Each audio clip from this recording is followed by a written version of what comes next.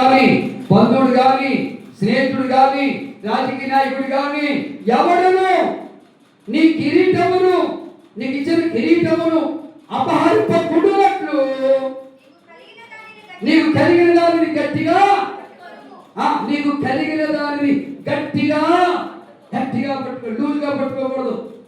మనం ఒక మాటలు వెళ్తుంది లూజ్గా పట్టుకుందంట, అటేమో బస్సు వస్తుందంట, ఇటు ఆటో వెళ్తుందంట, కాపు దారి పడింది మన గారు కూతురు. గట్టిగా పట్టుకోలేనందువలన జారి పడిపోయింది. ఇప్పుడు ఏమంటున్నాడు ఏడుగురితో, నీకు కలిగిన దానిని గట్టిగా. ఏం కలిగింది దీనికి? బంగారమా, డబ్బా కాదు, విశ్వాసము. ఈ నీటి బాప్తిసం ద్వారా ఆ పాపాలు క్షమించబడతాయనే విశ్వాసము. ఈ విశ్వాసము కలిగి ఉన్నారు కనుక ఈ విశ్వాసాన్ని ఎవరు దోచుకోకూడదుగా, ఎవరు అపహరింపకూడదుగా గట్టిగా పట్టుకోవాలి.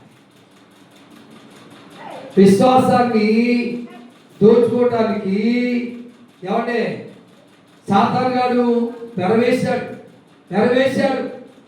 మహా ప్రవక్తలకే వెరవేశాడు, బిలాముకి వెరవేశాడు, బహుమానాలు పంపించి పడిపోయాడు,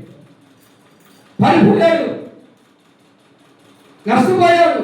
అలా నష్టపోకూడదు. మీరు రెండాడు ఎవడును అన్నగారి తమ్ముడుగా, అక్కగారి చెల్లిగా, ఎవరి చివరికి నీ ఒడిలో ఉన్న భార్యగా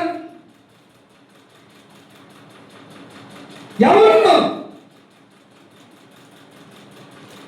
కలిగిన దాన్ని. టీవీలో ఏం చేసింది సంసోని, మా సంసోడి కదలే, ఏం చేసింది ఢిల్లీలో మాయమాటలు చెప్పి తొడ మీద పడుకోబెట్టి